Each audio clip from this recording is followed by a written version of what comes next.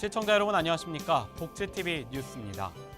다가올 19대 대통령 선거를 앞두고 중앙선거관리위원회가 이 장애인 유권자들의 알 권리와 참정권 확대를 위해 사전에 직접 투표를 해볼 수 있는 체험 행사를 진행 중에 있는데요. 강인희 기자가 그 현장에 다녀왔습니다. 지난 4월 28일 대전시 선거관리위원회는 5월 9일 치러지는 제19대 대통령 선거를 앞두고 서구의 한 중증장애인 거주시설을 찾아 모의투표 체험을 실시했습니다. 이날 모의투표 체험에서는 발달장애인 유권자 40여 명을 대상으로 투표 과정에 대한 전반적인 이해와 함께 직접 투표 체험을 할 수 있는 기회가 제공되었습니다. 장애인 분들의 참정권 행사와 관련하여 실질적인 투표 참여를 보장하기 위해 이번 투표 체험 행사를 마련하였습니다.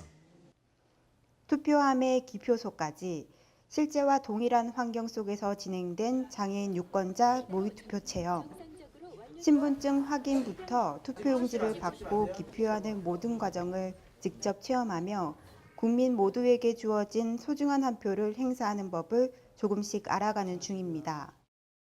실제로 본인이 제대로 투표에 대한 그 자기의 소중한 한 표를 지키지 못하는 경우가 많았거든요. 그래서 이번 기회에 같이 정확하게 어떻게 찍는 방법이라든지 그런 거를 알게 됨으로써 도움이 됐다고 생각을 합니다. 장애인 유권자들의 투표권 행사를 독려하기 위해 선거관리위원회에서는 특수형 기표 보조용품과 시각장애인들을 위한 점자 투표용지 배치는 물론 투표 당일 장애인들의 이동권을 보장하는 등 이들의 투표 참여를 높이기 위한 각종 서비스를 제공할 계획입니다. 몸이 불편한 선거인의 투표 편의를 위해 투표소 차량을 지원하고 모든 투표소에 투표 안내 도우미를 배치하며 장애인 거점 투표소에 수화 통역사를 배치할 예정입니다.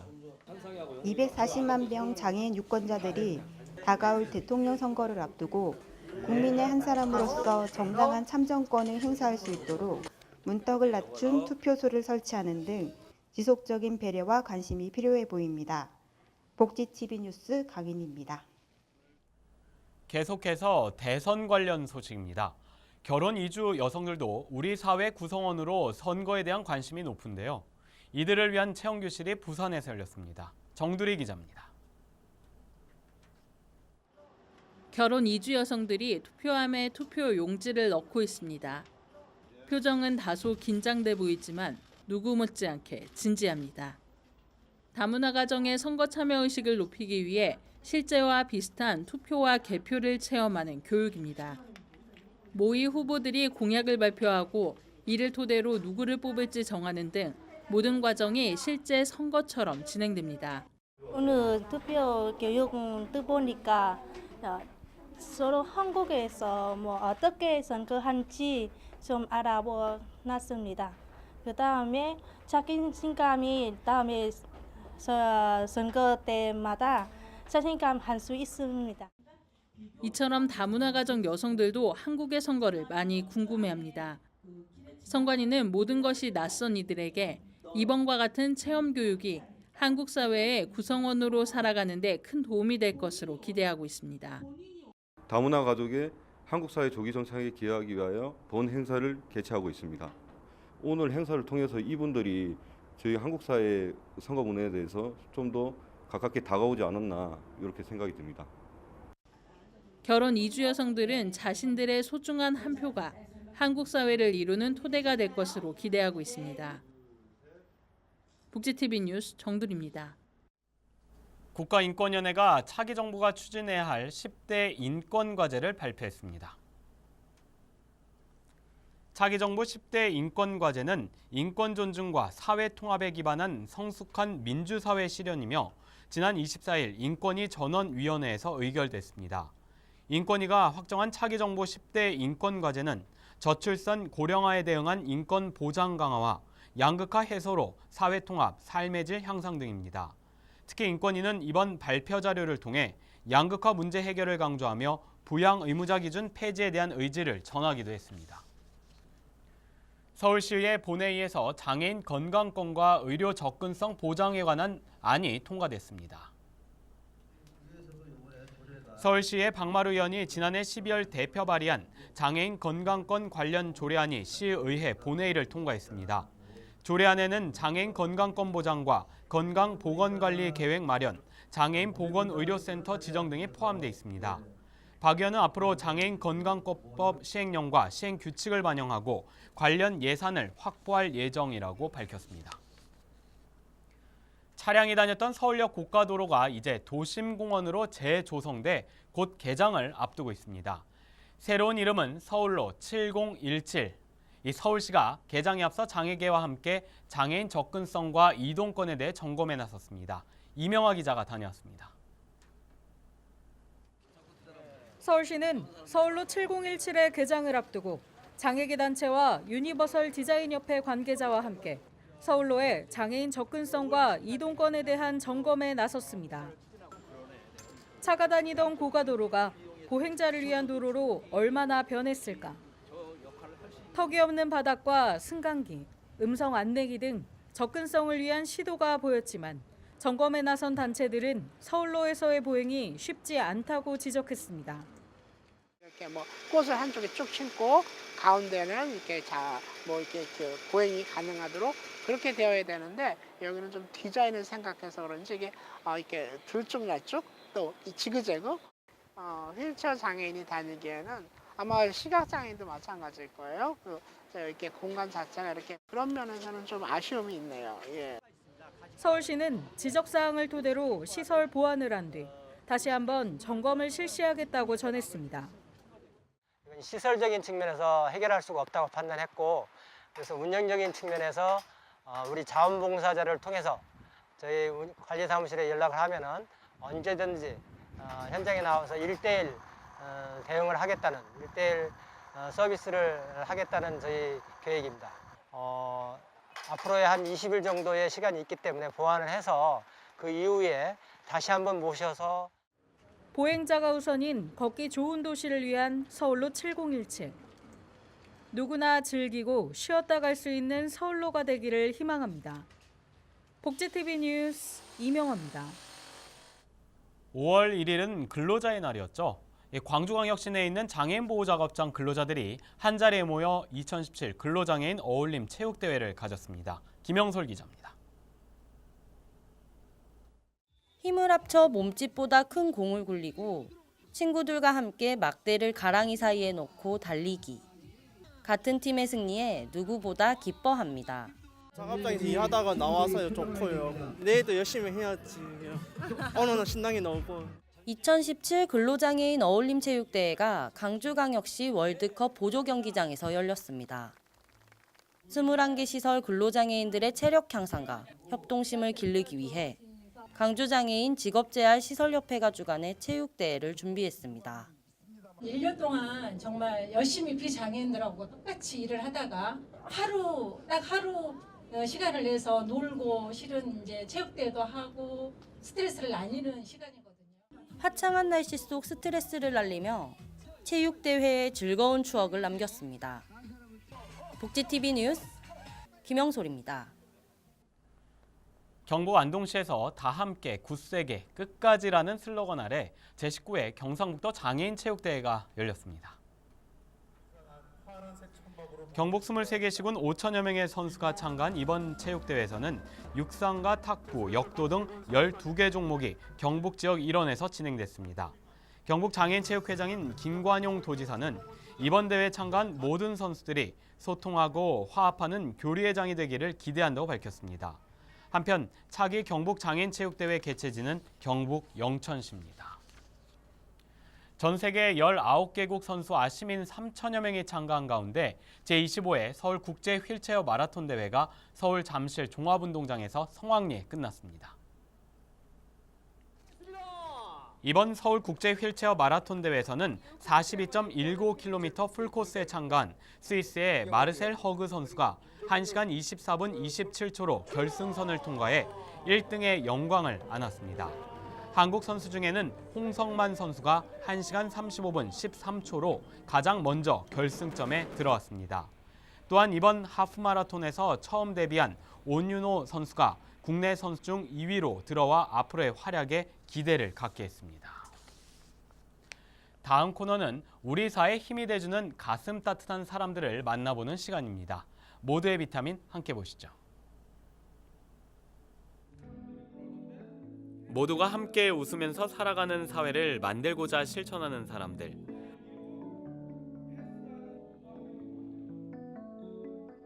오늘은 고양시 재활스포츠센터 이석산 센터장을 만나봅니다. 안녕하십니까. 저는 고양시 재활스포츠센터의 센터장으로 근무하고 있는 이석산입니다.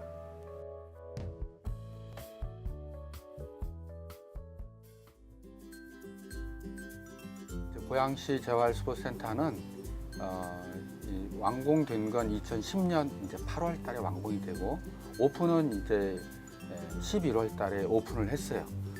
짧은 기간에 준비를 통해서 오픈을 했는데 지역에 이제 장애인들이 그동안 고생을 많이 하고 운동할 수 있는 환경적인 여건이 안 좋아서 저희들이 이제 많이 홍보도 하고 결국은 이제 스포츠센터가 장애인들만을 위한 게 아니라 지역 주민들과 함께 통합을 이루는 이런 시설로서 긴다에서 장애인들을 배제하고 하는 게 아니라 우선은 장애인들이 주가 되고 또 운영하는데도 장애인들은 약 한 50% 이상 이용자가 있고요.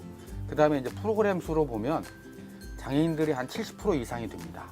그 비장애인 프로그램들은 30%. 그만큼 이제 장애인들의 장애 영역별 또 생애 주기별로 장애인들한테 우선 배정을 하고 또 프로그램들을 더 확대하고 이렇게 지금 현재 하고 있습니다.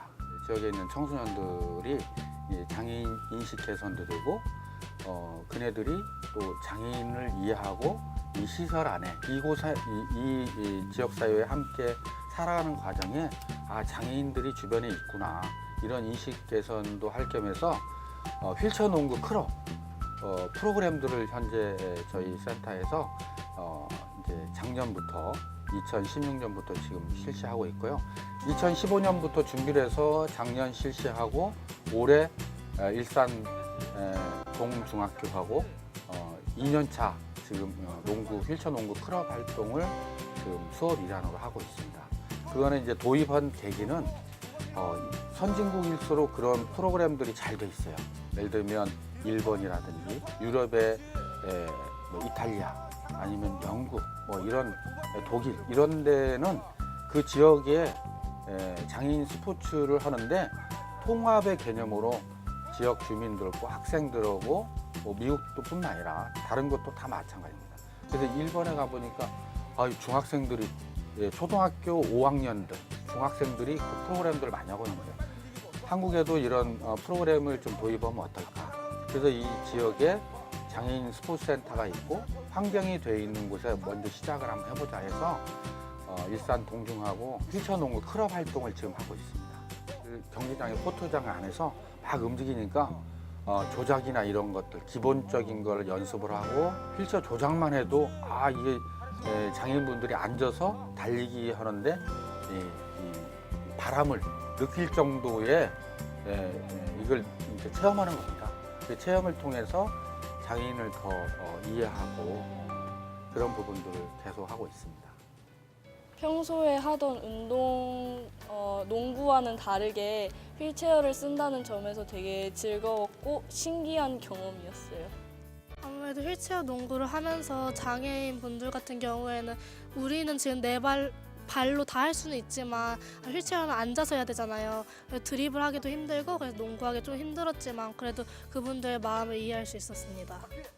그 힘드신데도 항상 가르쳐 주셔서 감사하고 저희 걱정 많이 해주셔가지고 패키치지 않게 열심히 하도록 하겠습니다.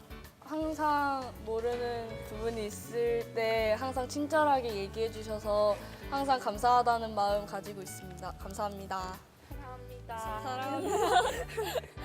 센터장님 항상 직원들을 위해 애써주셔서 감사하고요. 그 장애인 체육 전공하는 사람으로서 항상 저희 후배들이 잘 따라갈 수 있도록 길 잘 닦아주셔서 감사합니다. 그리고 항상 늘 건강 조심하시고요. 늘 뒤에서 응원하겠습니다. 센터장님 사랑합니다. 센터장님 항상 직원들을 위해서 최선을 다해서 배려해 주시고 장애인들을 위해 항상 열정적으로 노력하시는 모습이 정말 본받고 싶습니다. 사랑합니다. 센터장님 화이팅! 센터장님, 장애인들과 저희 직원들을 위해 항상 열심히 많은 배려를 해주시고 챙겨주셔서 감사합니다. 항상 몸 건강하십시오. 화이팅! 이런 시설들이 이렇게 잘 지역마다 만들어지는데 그 과정에서 장애인들이 편하게 프로그램들을 다양하게 우리 센터같이 잘 만들어서 이용했으면 좋겠고요. 또 이제 지역사회에 연계해가지고 어느 지역이든 이제 장애인과 비장애인이 함께 어우러져서 이렇게 또 장애인도 이해하고 또 비장애인들은 그걸 통해서 자기가 이제 평상시에 몸가짐이나 또 아니면 남을 배려할 수 있는 이런 바람들을 좀 많이 가졌으면 하는 바람이 있고요. 어려운 이웃에게 늘 손을 내밀며 함께 살아가는 사회를 만드는 이들을 복지TV가 항상 응원합니다. 네, 다음 시간에는 국내 첫 국제 휠체어 마라톤 대회 무대에서 이 성공적으로 데뷔한 온윤호 선수를 모두의 비타민 시간에서 만나보겠습니다.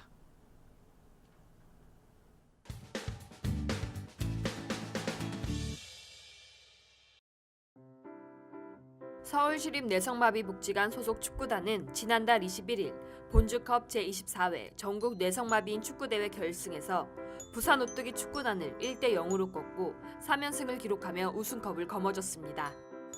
축구단 윤정열 감독은 뇌성마비인의 재활을 위해서 운동은 정말 중요하다. 밖으로 나와서 많이 뛸 수 있도록 주변의 관심과 격려가 필요하다고 당부했습니다. 서울시립 뇌성마비복지관은 재활 서비스를 제공하며 재활과 자립을 지원하고 있고 축구 자조 모임을 지원해 뇌성마비인들의 건강 증진과 자립정신 향상을 위해 힘쓰고 있습니다. 자세한 사항은 서울시립 뇌성마비복지관 070-4258-7234로 문의하면 됩니다. 수원시 장애인종합복지관은 장애가 있는 노인들이 모여 사회적 관계를 형성하고 배움의 욕구를 충족할 수 있도록 지난달 26일 장애노인대학을 개설했습니다. 프로그램은 다도 체험교실, 웃음 체험교실, 나들이, 특별 프로그램으로 구성되며 학기제로 진행됩니다. 참여 대상은 60세 이상 69세 이하 노인이면 누구나 참여가 가능합니다. 복지관 관계자는 통통 시니어 대학을 통해 장애가 있는 노인들이 즐거운 여가 시간을 보내 심신이 건강하고 열정적인 노후 생활을 만들어가길 바란다고 전했습니다. 자세한 사항은 수원시 장애인종합복지관 031-548-5621로 문의하면 됩니다. 속초 종합사회복지관은 독거노인과 이웃 간의 식사를 통한 관계 형성 지원 사업 삼시세끼를 실시합니다. 이번 사업은 속초 지역 독거노인 가정에 자원봉사자가 월 1회 방문해 식사라는 매개체로 독거노인의 영양 보충을 지원하고 정기적인 근황 점검과 이웃 사촌 관계망을 형성함으로써 고독사를 예방하기 위해 진행됐습니다. 독거노인과 자원봉사자가 가정에서 식사를 함께했고 생일을 맞이한 노인은 생일 선물 전달식도 가졌습니다. 속초 종합사회복지관은 이웃 간의 공동체 의식을 만들고 함께 살아가는 지역 공동체를 만들기 위해서 노력하고 있습니다. 자세한 사항은 속초 종합사회복지관 033-632-8761로 문의하면 됩니다.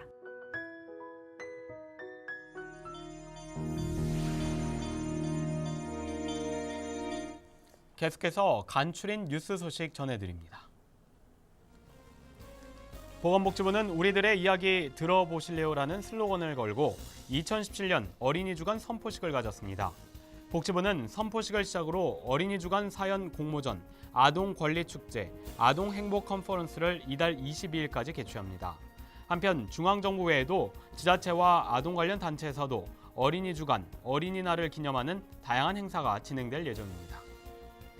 정부가 폐암 사망률을 낮추기 위해 고위험 흡연자를 대상으로 폐암 검진을 도입하기로 했습니다. 이에 정부는 내년 시범 사업에 55세부터 74세까지의 30년 이상 흡연자 8,000명에 대해 검진을 진행합니다. 정부는 내년 시범 사업을 통해 2019년까지는 국공립과 민간 의료기관으로 폐암 검진을 확대할 예정입니다. 보건복지부가 장애인 전용 주차구역과 같이 임산부들도 우선으로 주차할 수 있도록 하는 관련법을 확대 지정하는 방안을 추진한다고 밝혔습니다. 한편 현재 관련법에는 장애인 전용 주차구역 설치는 의무 사항이지만 임산부와 관련한 규정은 없습니다. 전남 구례군이 지역 유치원과 어린이집을 대상으로 찾아가는 장애 예방 교육과 시각장애인 체험 교실을 운영했습니다. 이번 교육은 사고나 질병 등 후천적 원인에 의한 장애 발생이 증가함에 따라 장애 발생을 예방하고자 진행됐습니다. 성남시 장애인 권리증진센터가 성남시 한마음복지관과 한마음 주간보호센터 이용자들을 대상으로 참정권 보장 교육을 진행했습니다. 이번 교육에서 센터는 투표의 중요성과 투표 방법, 투표 절차, 투표 시 유의사항 등의 교육을 했습니다. 이 밖의 소식은 장애인신문과 웰페어 뉴스 홈페이지를 통해 확인하실 수 있습니다. 다음 코너는 발달장애인 진행자가 직접 방송기사를 쉽게 만들고 참여하는 코너입니다. 안호준이 전하는 모두가 알기 쉬운 뉴스 함께 보시죠. 안녕하세요. 모두가 알기 쉬운 소식의 안호준입니다. 오는 5월 9일은 우리나라의 국민을 위하여 일을 하는 대통령을 뽑는 날입니다. 대통령은 국민을 대표해서 다른 나라와 여러 중요한 약속을 하고 나라를 지키고 국민들이 잘 살 수 있도록 노력하는데요. 이런 일들을 잘 해내면 많은 국민들이 행복한 삶을 살 수 있겠죠? 우리나라의 국민들을 대표해서 일하게 될 대통령을 뽑게 되는 5월 9일, 시청자 여러분들도 학교 다닐 때 반장선거, 회장선거 해보셨죠? 투표란 반장선거나 회장선거처럼 대표를 뽑는 걸 말합니다. 대통령을 뽑는 투표는 성인이라면 누구나 할 수 있습니다. 대통령 후보에 대해서는 집으로 배달되는 선거 책자나 선거 포스터, 선거운동, 그리고 TV 토론을 보면 알 수 있답니다. 내가 뽑고 싶은 후보를 마음속으로 결정해 놓고서 투표일에 지정된 곳에 가서 투표용지에 내가 뽑고 싶은 사람 옆에 투표 도장을 찍으면 되는데요. 표를 제일 많이 받을 사람이 대통령이 되는 거예요. 미리미리 누구를 뽑아야 행복한 우리나라가 될지 잘 생각해뒀다가 곧 다가올 5월 9일 대통령 선거일에 꼭 투표해주세요. 국가인권위원회가 차기 정부에 전달할 10대 인권과제를 발표했죠. 새로이 출범하는 차기 정부는 인권위의 이번 10대 인권과제가 우리나라의 인권 존중과 사회 통합이라는 부분에 큰 의미가 있음을 알고 반드시 국정과제에 반영해야 할 것입니다. 나눔과 배려를 실천하는 방송 복지TV 뉴스를 마칩니다. 시청해주신 여러분 고맙습니다.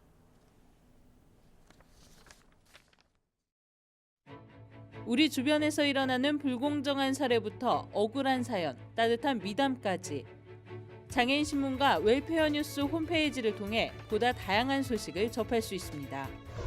시청자 여러분의 제보를 기다립니다. 웰페어 뉴스 홈페이지 또는 전자우편, 전화번호 02-2655-9519로 많은 제보 바랍니다.